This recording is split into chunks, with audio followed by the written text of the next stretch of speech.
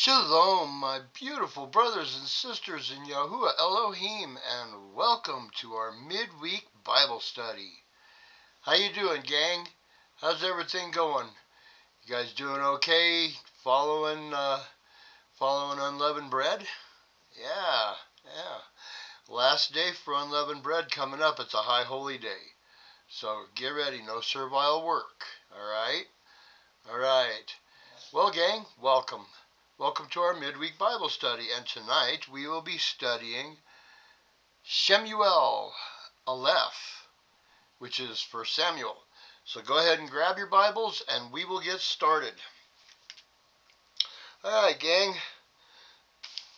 Everybody been doing okay with their unleavened bread, finding recipes and such? Yep, they're out there. I posted a few. The pancakes are really good. So is the pizza. The pizza's really good too.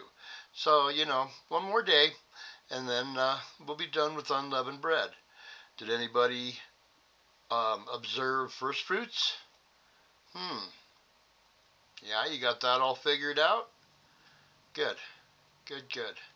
Okay. All right, gang. Well, tonight we're going to be doing Shemu'el Aleph, 1 Samuel, and we'll be on chapter 4, 5, and 6. Okay? So go ahead and get comfortable, and we'll get started. I'm going to take a chug off my water, and away we go.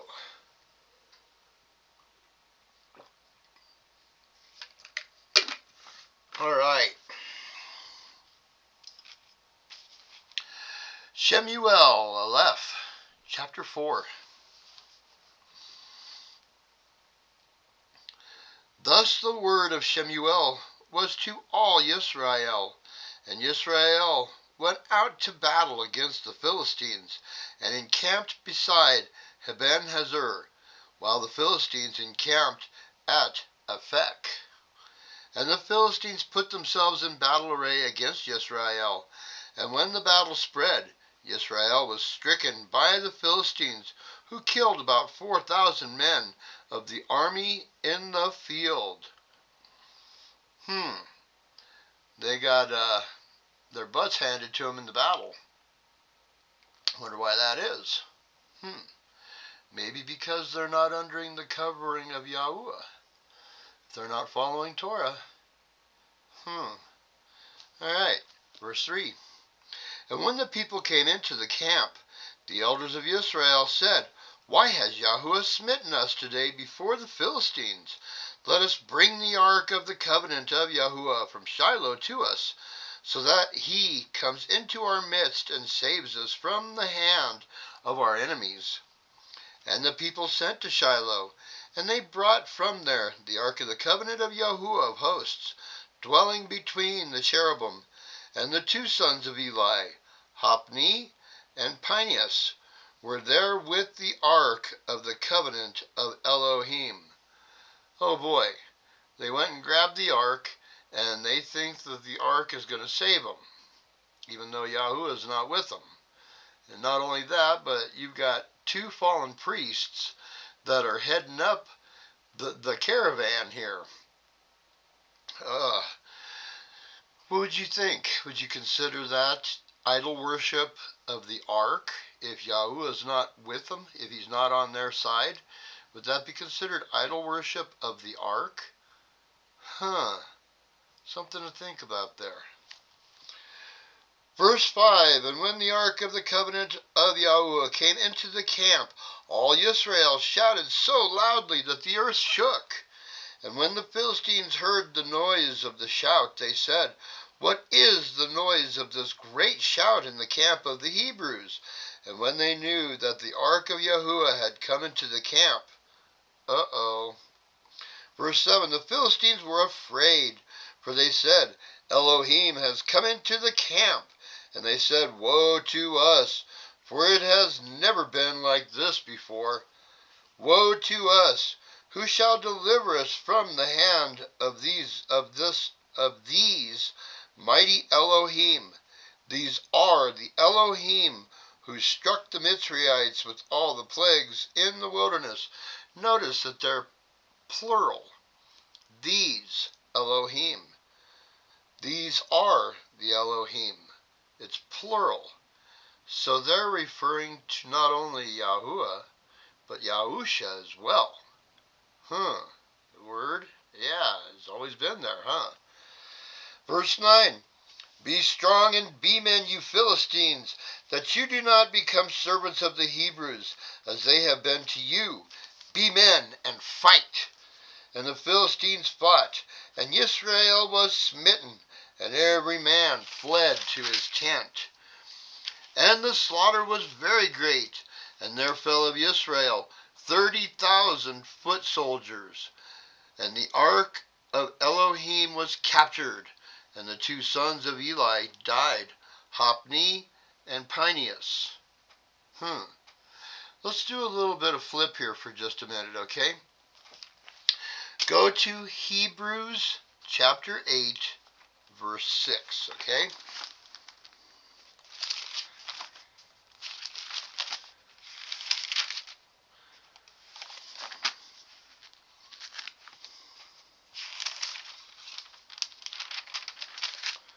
All right.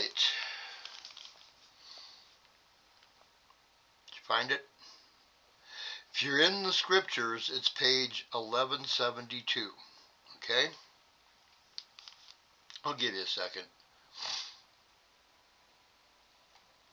Okay. Hebrews chapter 8, verse 6. But now he has obtained a more excellent service, inasmuch as he is also mediator of a better covenant, which was constituted on better promises. For if that first covenant had been faultless, then no place would have been sought for a second. For finding fault with them, he says, see, the days are coming, says Yahuwah, when I shall conclude with the house of Yisrael and with the house of Yehuda, a renewed covenant, not according to the covenant that I made with their fathers in the day when I took them by the hand to lead them out of the land of Mizraim, because they did not continue in my covenant, and I disregarded them, says Yahuwah. So, if they weren't following the Torah, and they were doing whatever it was that they wanted to do at the time, yeah, kind of explains a lot there, doesn't it? Okay. Back to 1 Samuel. Verse 12. Chapter 4, verse 12. And a man of Benjamin ran from the battle line the same day, and came to Shiloh with his garments torn and dirt on his head. And he came in and saw Eli sitting on a seat by the wayside watching, for his heart trembled for the ark of Elohim. And the man came into the city and reported it, and all the city cried out. So Eli knew that something was up, because Elohim had already told Shemu'el that Eli and his sons were going down. So he knew that something was up already. Verse 14. And Eli heard the noise of the outcry and said, What is the noise of this uproar? And the man came hastily and informed Eli. Now Eli was 98 years old, and his eyes were so dim that he was unable to see. And the man said to Eli, I am he who came from the battle, and I fled today from the battle line. And he said, What was the matter, my son? And the messenger answered and said, Yisrael has fled before the Philistines, and there has been a great slaughter among the people, and your two sons have died, Hophni and Phinehas, and the ark of the Elohim has been captured. And it came to be, when he made mention of the ark of Elohim, that Eli fell off his seat backwards by the side of the gate, and his neck was broken, and he died. For the man was old and heavy, and he ruled Israel 40 years. And his daughter-in-law, Phineas' wife, was pregnant, about to bear. And when she heard the news that the ark of Elohim was captured, and that her father-in-law and her husband were dead, she bowed herself and gave birth, because her pains came upon her. The shock of all of this going on sent her into childbirth. Verse 20. And about the time of her death, the woman who stood by her said to her, "Do not fear, for you have borne a son." But she did not answer, nor did she set her heart to it. And she called the child Ichabod, saying, "The esteem has departed from Yisrael, because the ark of Elohim was taken, and because of her father-in-law and her husband." And she said, "The esteem has departed from Yisrael, for the ark of Elohim was taken." Chapter 5. And the Philistines took the ark of Elohim and brought it from Eben-Hazor to Ashdod. And the Philistines took the ark of Elohim and brought it into the house of Dagon and set it by Dagon, their creepy small g god, their idol. Verse 3. And the Ashdodites rose early in the morning and saw Dagon fallen on its face to the ground before the ark of Yahuwah. So they took Dagon and put it in its place again. And they arose early the next morning and saw Dagon fallen on its face to the ground before the ark of Yahuwah. And the head of Dagon and both the palms of its hands were cut off on the threshold. Only Dagon itself was left of it. So Dagon is bowing before the ark of Elohim. Broke his head and his hands off. Okay, verse 5. That is why to this day the priests of Dagon and all who come into Dagon's house do not tread on the threshold of Dagon in Ashdod. Yahuwah was presenting himself to the Philistines. He was showing them that he was real. Verse 6. But the hand of Yahuwah was heavy on the Ashdodites, and he wasted them and struck them with tumors, Ashdod and its borders. And when the men of Ashdod saw this, they said, "Let not the ark of the Elohim of Israel remain with us, for his hand has been hard on us, and on Dagon, our mighty one, I guess." Then they sent and gathered to them all the princes of the Philistines and said, "What do we do with the ark of the Elohim of Israel?" And they answered, "Let the ark of the Elohim of Israel be removed to Gath." And they removed the ark of the Elohim of Israel. So Ashdod was like, we got to get rid of this thing. Send it over to Gath. Verse 9. And it came to be, after they removed it, that the hand of Yahuwah was against the city with a very great destruction, and he struck the men of the city from the least to the greatest, and tumors broke out on them. They then sent the ark of Elohim to Ekron. So it went from Ashdod to Gath, and now they sent it to Ekron. They're just passing it around within their cities. Okay, verse 10. And they sent the ark of Elohim to Ekron. And it came to be, as the ark of Elohim came to Ekron, that the Ekronites cried out, saying, "They have removed the ark of the Elohim of Israel to us, to kill us and our people." They knew it was coming. And they sent and gathered together all the princes of the Philistines and said, "Send away the ark of the Elohim of Israel, and let it return to its own place, so that it does not kill us and our people." For there had come a deadly destruction throughout all the city.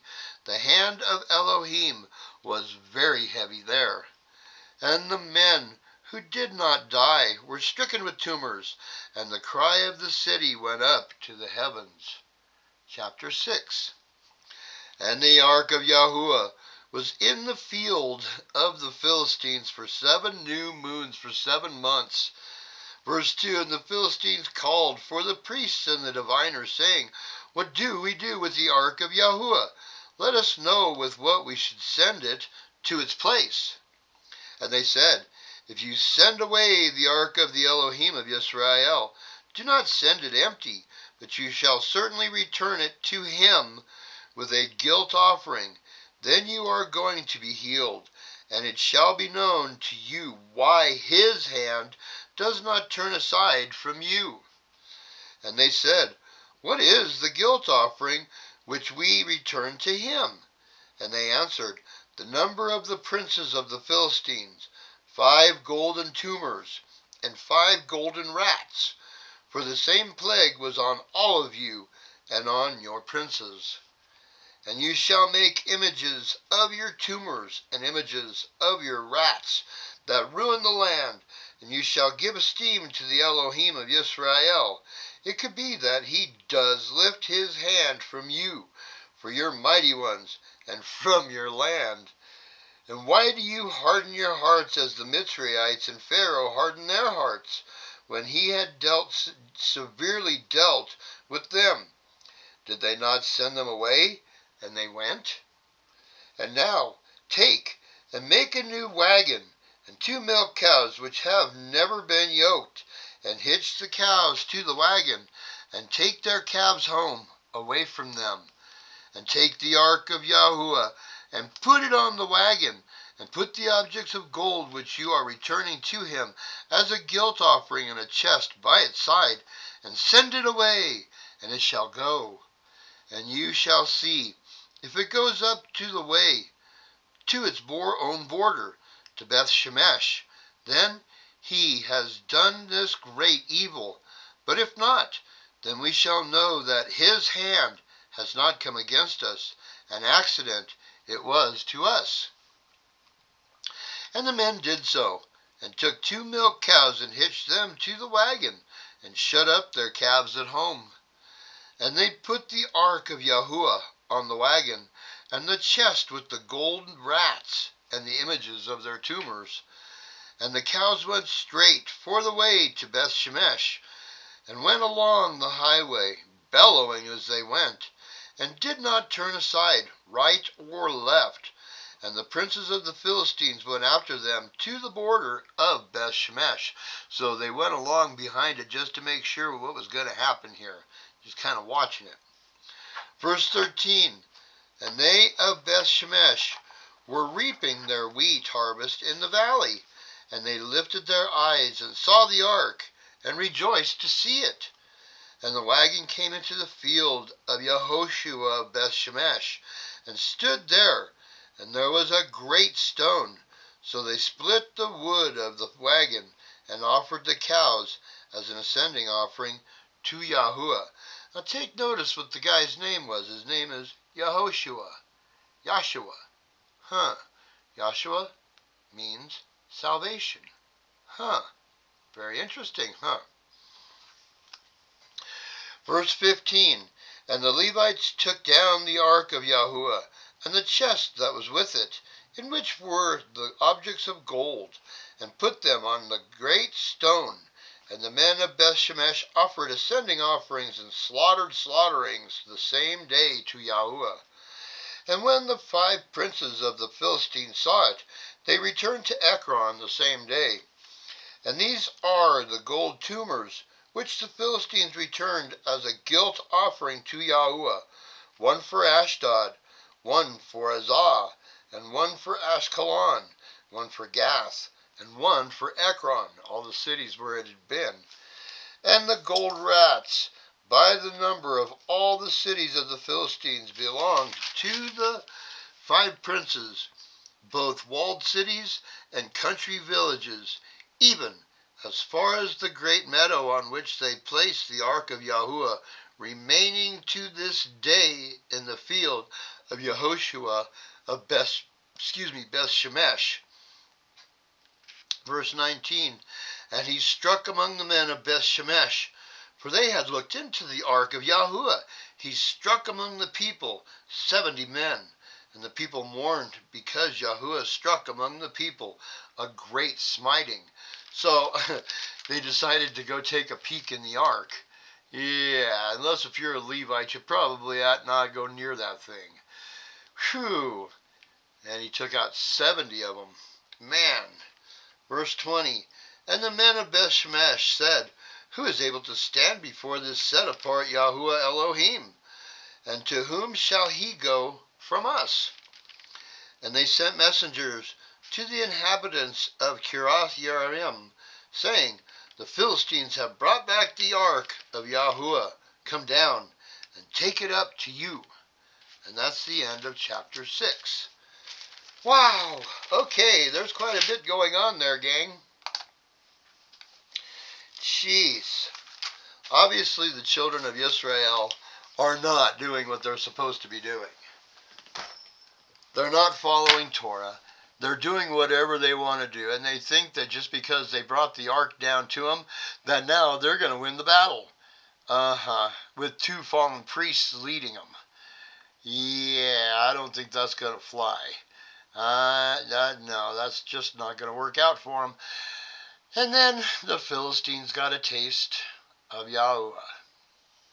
Yeah, they put the ark in there with their old god Dagon, and yeah, he bowed to Yahuwah twice and broke his head and his face off, his hands off the second time. The Philistines were like, oh no, we got to get rid of this thing. Let's pass it off to these guys. No, we don't want it. Pass it off to these guys. And passed it all around, and everybody that he came in contact with ended up with tumors and rats all over the place. Yeah, well, then they decided just to send it back to the children of Israel. But you can see, after they got it back, after it came back into the land of Israel, that those guys didn't even think about it before they tried to look inside of it. And Yahweh took care of 70 of them. Don't peek in here. Whew. Call the Levites. Come get this thing. Yeah. Wow. All right, gang. That'll do it for tonight. I hope y'all enjoyed the study and are getting a lot out of it in seeing what happens when you are not doing the will of the Most High. Yeah, you're not following Torah and you're just doing your own thing, and oh boy, it's not a good scene, is it? So, well, gang, enjoy the last day of unleavened bread, of matzah, okay? It's a high holy day, so no servile work. And then we'll continue on with our week. And the next time that I see you will be on Shabbat. So, I hope y'all have a great rest of your week, and we will see you when we see you. Y'all have a great, great week. Shalom.